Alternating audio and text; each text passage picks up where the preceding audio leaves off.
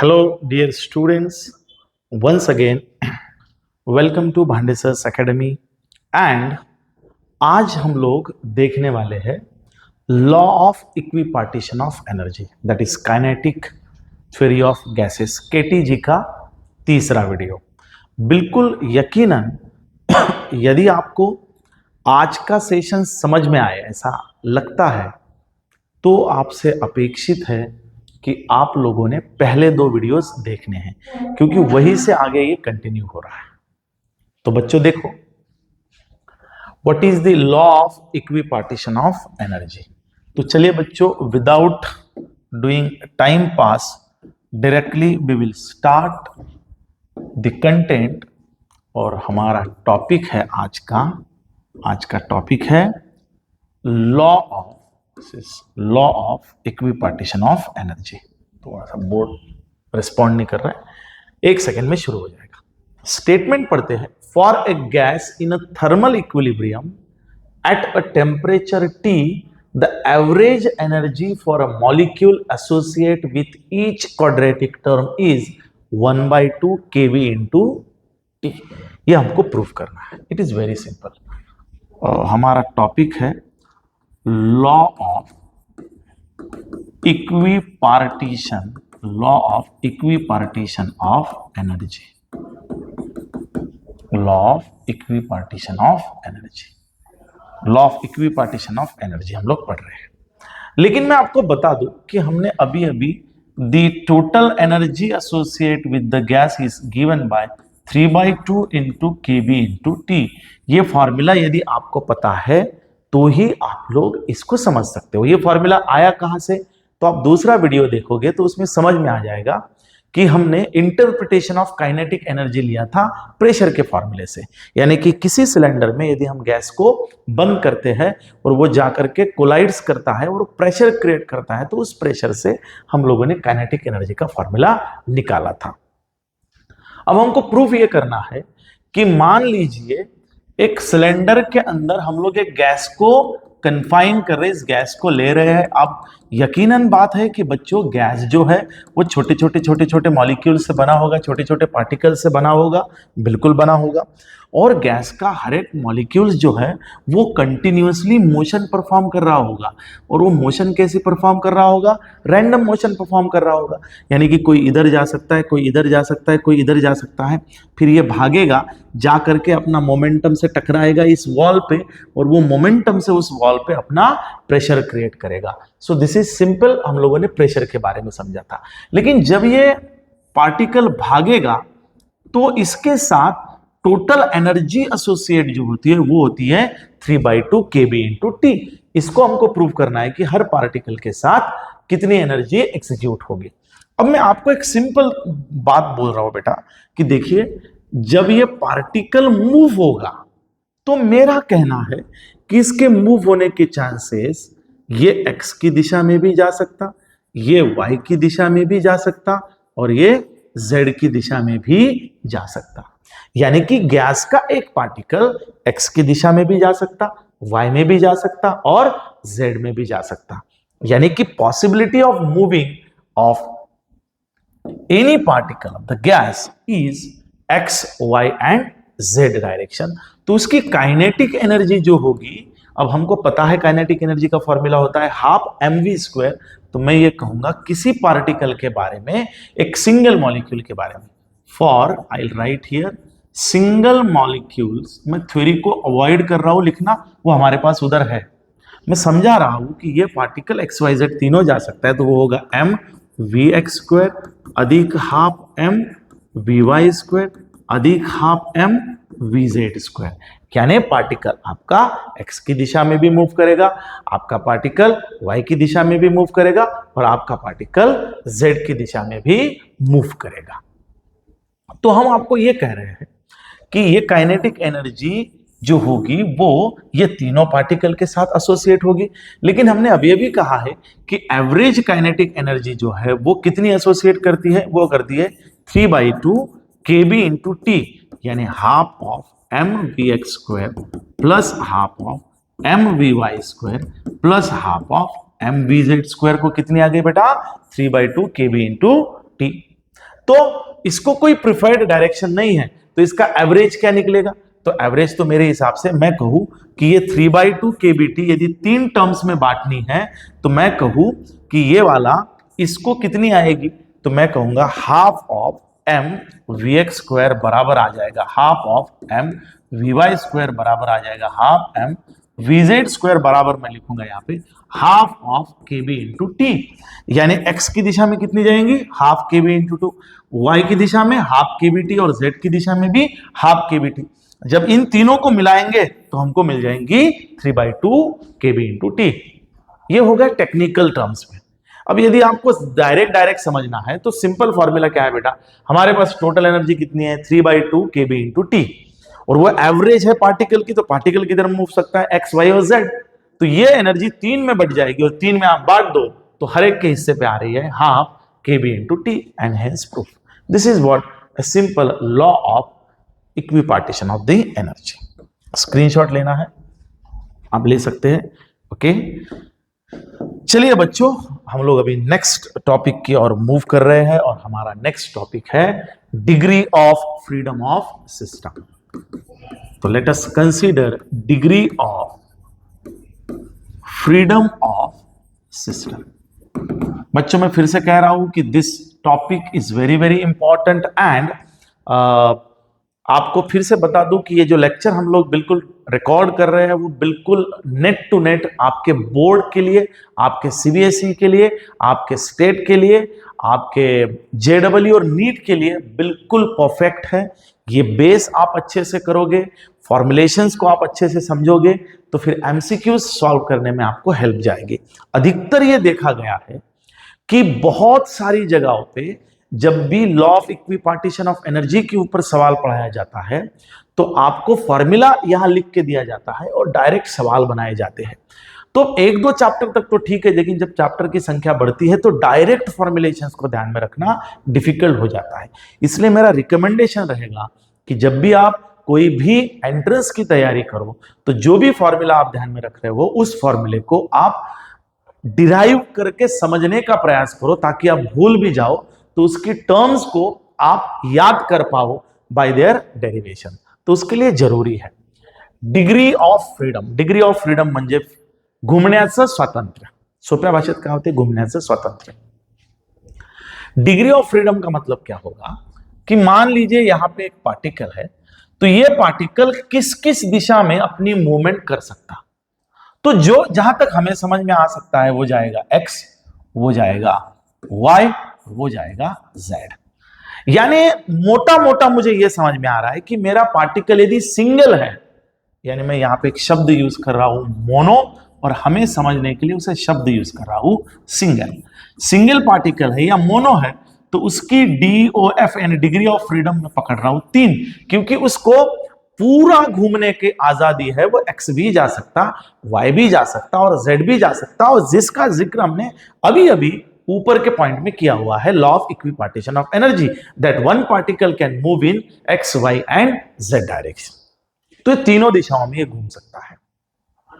अब उसका technical definition है degree of freedom of system. थोड़ा जूम कर रहा हूं।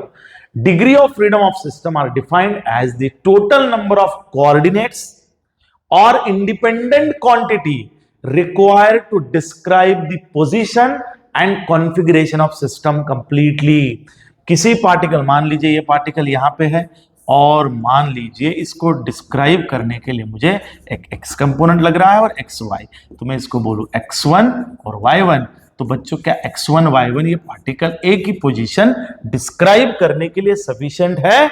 जी हां, तो इसकी डिग्री ऑफ फ्रीडम हो गई है 2। मान लीजिए यही पॉइंट को मैं एम्बोर्स करूं यानी कि बाहर निकालूं, तो ये बाहर आ गया, तो इसको एक z पैरामीटर भी आएगा, z कंपोनेंट भी आएगा, तो इसको डिफाइन करने के लिए 3 वेरिएबल की जरूरत पड़ेगी। तो इसका डिग्री ऑफ फ्रीडम हम लोग लेंगे अकॉर्डिंग टू दिस इज 3। तो this is what simple degree of freedom. Cylinder is rolling without slipping on straight road, what is the degree of freedom of the cylinder? देखिए एक cylinder है ऐसा वाला, और ये सिलेंडर एक स्लोप पे रखा है ऐसे, और स्लोप से वो ऐसे ऐसे ऐसे ऐसे ऐसे ऐसे ऐसे ऐसे आ रहा है नीचे। लेकिन ये क्या बोल रहा है? स्लोप वो स्लाइड नहीं हो रहा है, रोलिंग विदाउट स्लिपिंग, ऐसे स्लिप नहीं हो रहा, ऐसे रोल होके आ रहा है, तो उसका डिग्री ऑफ फ्रीडम होगा only one, that is rotational. क्या होगा बेटा? रोटेशनल, स्लाइड नहीं हो रहा है। For a molecule which has a restricted motion in plane, what are there degree of freedom and why? अब मैं आपको पहले मोटा मोटा बता देता हूं, फिर इसके टॉपिक्स आपको बताता हूं। सबसे इंपॉर्टेंट, डिग्री ऑफ फ्रीडम जो है वो तीन प्रकार से होती है। पहली होती है बेटा ट्रांसलेशनल डिग्री ऑफ फ्रीडम, दूसरी होती है बेटा rotational degree of freedom, rotational degree of freedom, तीसरा होता है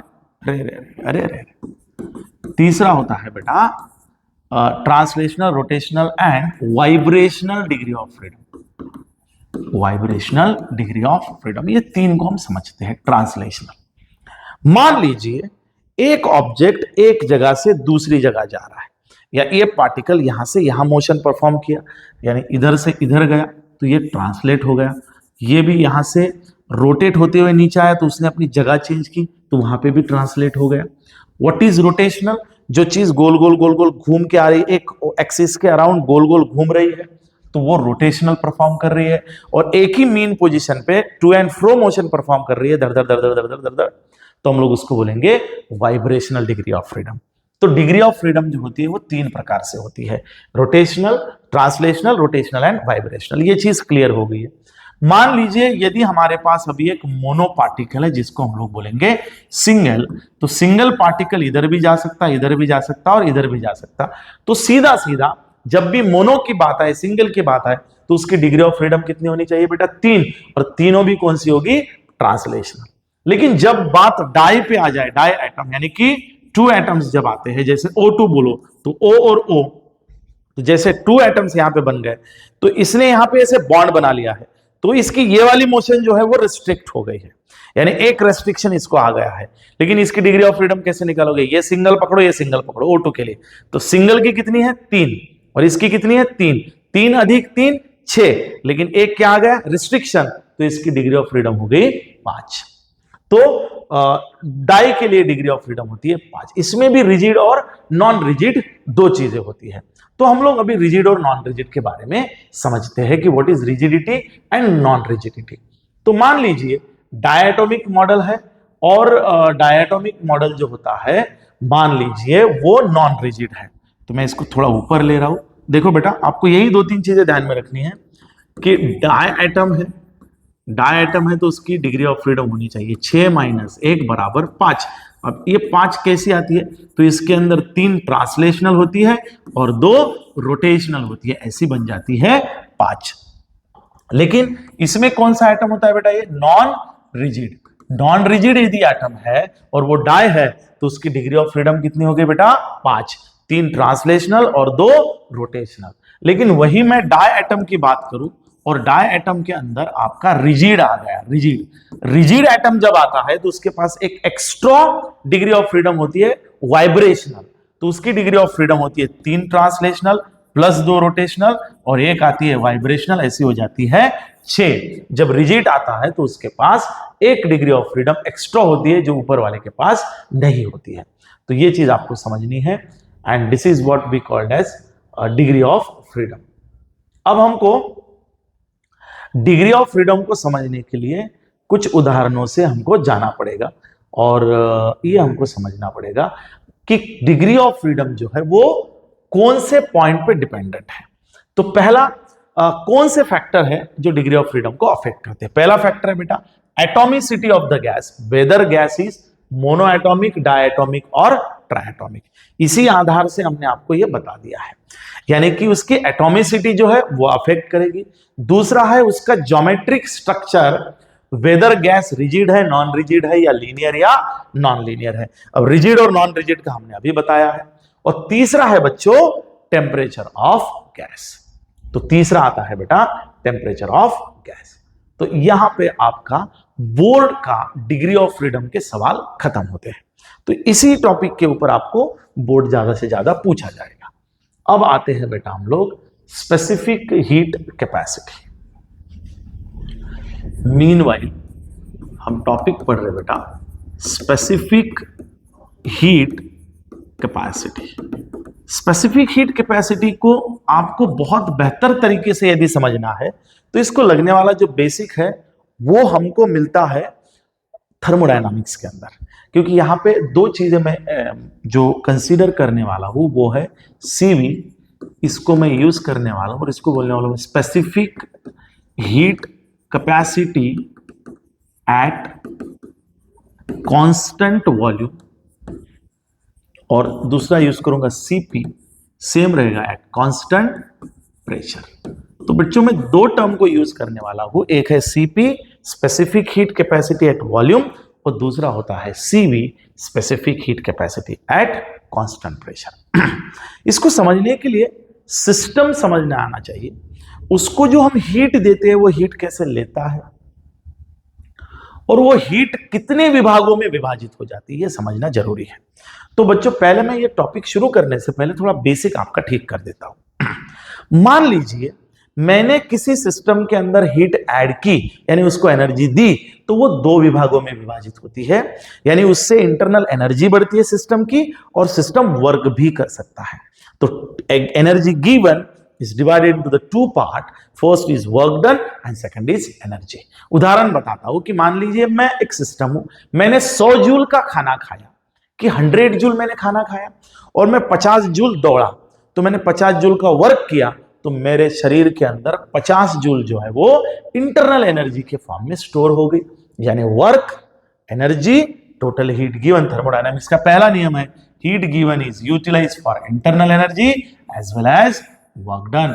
इसको बोलते हैं एनर्जी, इसको बोलते हैं वर्क डन। बस इतना आपको पता है तो मैं स्पेसिफिक हीट कैपेसिटी आपके सामने रख सकता हूं। तो चलिए दो तीन चीजें जो मुझे ये डेरिवेशन समझने के लिए बहुत जरूरी थी। तो मान लीजिए बेटा हम लोग क्या कर रहे हैं, अरे इधर नहीं है, अच्छा दिया नहीं है, मैं बताता हूं। मान लीजिए एक सिलेंडर हम लोग ले रहे हैं बेटा, अरे रे एक सिलेंडर ले रहे हैं and cylinder has a piston. Cylinder को क्या है बेटा, piston, and consider the gas is enclosed in a cylinder. इस गैस को हम लोग इस सिलेंडर के अंदर एनक्लोज, और कितना लिया है बेटा हमने 1 मोल ऑफ गैस यहां पे ले लिया है। अब हम ये मान रहे हैं कि सिलेंडर का प्रेशर P है, सिलेंडर का वॉल्यूम V है, इसका टेम्परेचर T है और इसकी एनर्जी E है। इस पिस्टन की बात आप समझ लीजिए, this piston is massless, movable and frictionless, जो कि आइडियल है। तो फिर से एक बार मैं समझा रहा हूं बेटा कि मैंने एक सिलेंडर के अंदर गैस लिया हुआ है, उस गैस का प्रेशर P है, वॉल्यूम V है, टेम्परेचर T है और एनर्जी E है, जो 1 मोल ऑफ द गैस मैंने इसके अंदर ले लिया है। अब हम आपको दो चीजों में, दो केसेस में इसको समझाएंगे। केस नंबर 1, मैंने यहां पे बर्नर लगाया हुआ है जो इसको हीट देगा।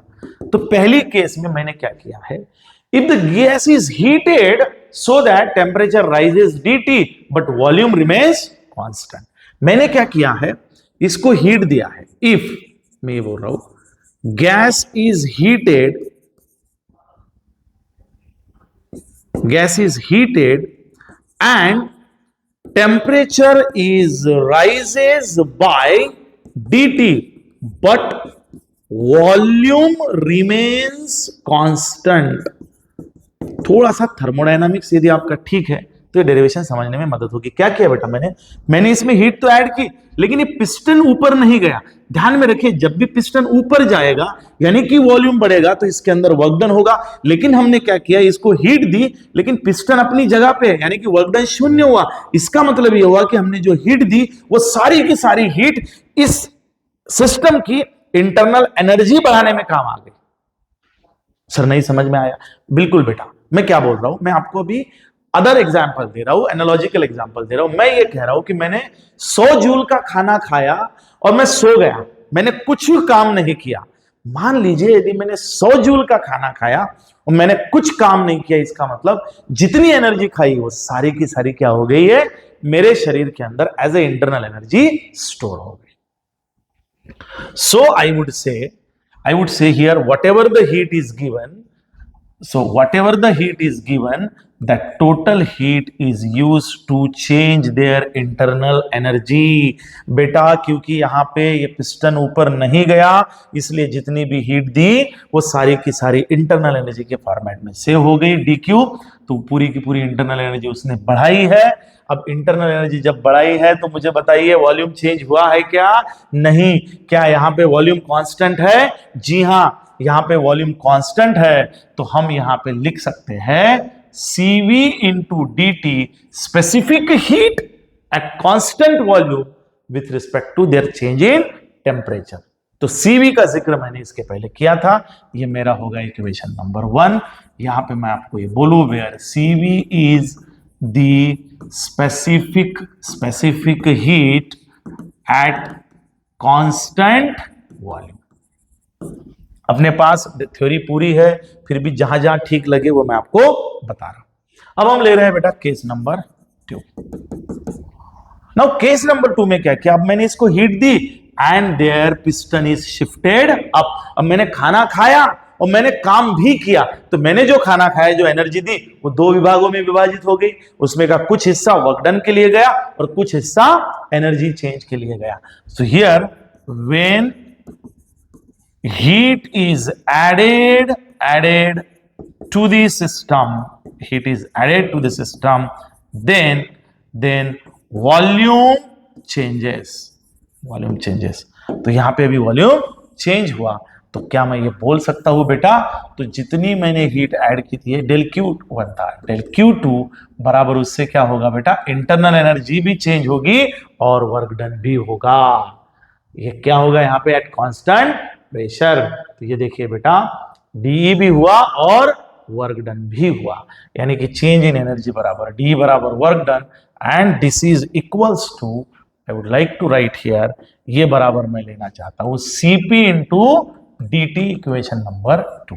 तो ये Cv इंटू डी टी था, ये Cp इंटू डी टी है।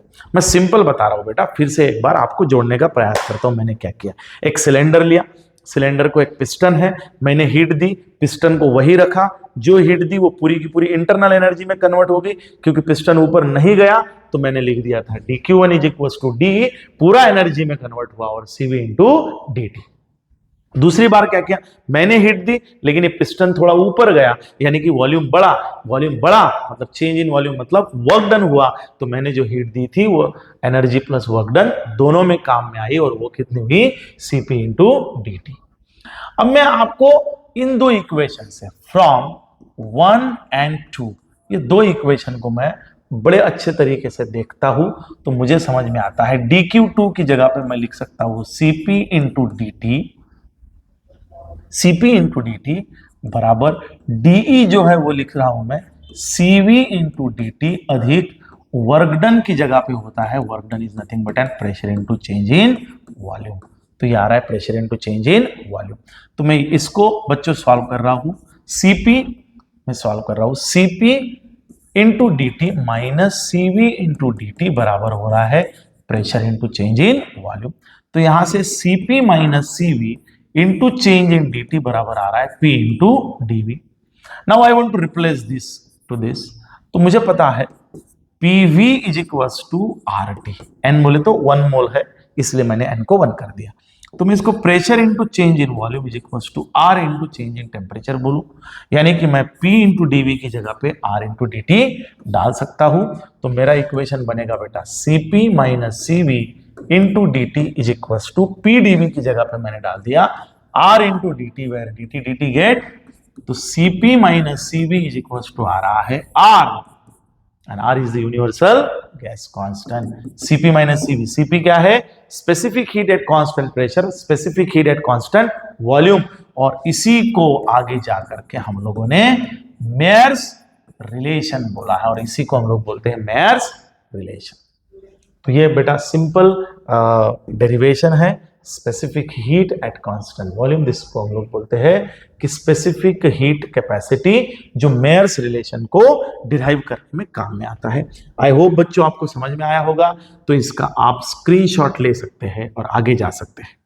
बढ़िया, स्क्रीनशॉट लिया है तो हम लोग अभी इसी का इस्तेमाल करते हुए आगे का सवाल पढ़ेंगे, और सवाल है state the law of equipartition of energy and hence calculate the molar specific heat of mono and diatomic gas at constant volume।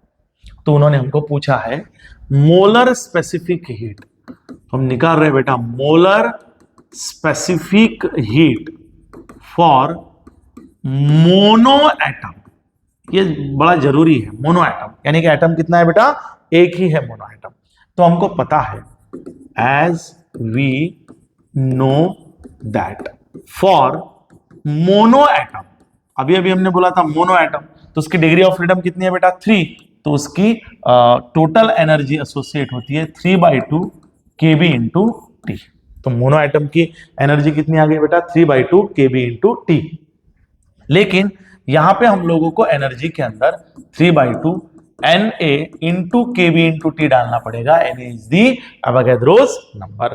तो ये हमारा नया फॉर्मूला आ गया एनर्जी का। लेकिन हमको पता है फॉर मोलर स्पेसिफिक हीट, अभी अभी हमने निकाला molar specific heat at constant volume, eight constant volume हमने पुट किया था कि डी बराबर होता है सीवी इंटू dt। क्या होता है बेटा ये सीवी इंटू dt। तो डीई बराबर हो रहा है सीवी इंटू dt। तो हम लोगों को निकालना है डेरिवेटिव ऑफ एनर्जी। तो हम लोग यहां से एक काम करते हैं, सीवी निकालते हैं rate of change of energy with respect to time. तो ये rate of change of energy with respect to time कैसे निकलेगा, तो एक सिंपल तरीका आप समझ लो। ये निकालने का तरीका क्या है, तो सीवी बराबर होगा D D T of in bracket energy, energy कितना है बच्चों 3/2 Na इंटू के बी इंटू टी। तो आपको पता है जब भी हम लोग डिफरेंशिएशन करते dt के साथ तो t हमारे लिए फंक्शन हो गया और बाकी सब कांस्टेंट हो गया। तो हम कांस्टेंट को बाहर निकालते तो 3/2 Na इंटू के बी ये कांस्टेंट हो गया और d dt बचा हमारे लिए t के साथ। यहां मैं रेफरेंस यूज करूंगा d d x of x बराबर होता है 1, derivative of x is given as 1, तो वो फॉर्मूला लगाओ तो CV मेरे लिए बन गया 3/2 Na इंटू के बी। और यहां पे हम लोग बोलते हैं Na इंटू के बी, ये दोनों कांस्टेंट है तो इसको बोल देते हैं R, तो CV बराबर हो गया 3/2 इंटू R। लेकिन हमने अभी निकाला CV CP minus CV is equals to CP minus CV is equals to R। तो हमको मिलेगा CP is equals to R plus CV। तो मुझे यहां से CP मिल जाएगा, CP बरोबर R plus what is CV, CV is 3/2 R। तो ये 2 से मल्टीप्लाई किया 2R plus 3R divided by 2, तो CP मेरे लिए बन गया 5R/2। So this is what the simple way to find the specific heat at constant volume as well as specific heat at the constant pressure। अब मैं आपको hint देता हूं, एक आपको होमवर्क दे रहा हूं, यहां ध्यान में रखना होमवर्क। जो बच्चे इस वीडियो को बहुत गंभीरता से सुने हैं उसको कुछ तो चीजें आपको खुद करते आनी चाहिए। नोट्स में आपको मिल जाएगा। मैं मोनो की जगह पे यदि डाई एटम लिखूं तो डाई की होती है बच्चों यहाँ पे 5, तो ये आ जाएगा 5। जब ये 5 आ जाएगा तो ये 5/2 बाहर निकलेगा, बराबर है कि नहीं है, ये 5/2 बाहर निकलेगा, यहाँ भी 5 हो जाएगा, यहाँ भी 5 हो जाएगा और फिर यहाँ डालोगे तो यहाँ आपका जवाब आएगा 7/2। तो आपको पूरा का पूरा नोट्स में देख करके, जहां आप रुकोगे वहां नोट्स में देख करके आपको मैंने मोनो का करके दिया है, आपको डाई का करना है, ठीक है। तो यहां पे हमारा यह टॉपिक समाप्त होता है, खत्म होता है।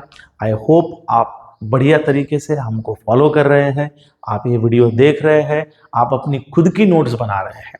तो बच्चों नाउ जो स्टूडेंट भांडेसर्स एकेडमी अमरावती महाराष्ट्र नहीं आ सकते हमारे पास, उनके लिए हम लोगों ने डिजिटल में हमारे कोर्सेज सारे अवेलेबल है at the very affordable cost. यदि आपको वीडियो चाहिए तो आप नीचे दिए गए नंबर पे भांडेसर एकेडमी पे कॉल करके आप परचेस कर सकते हैं।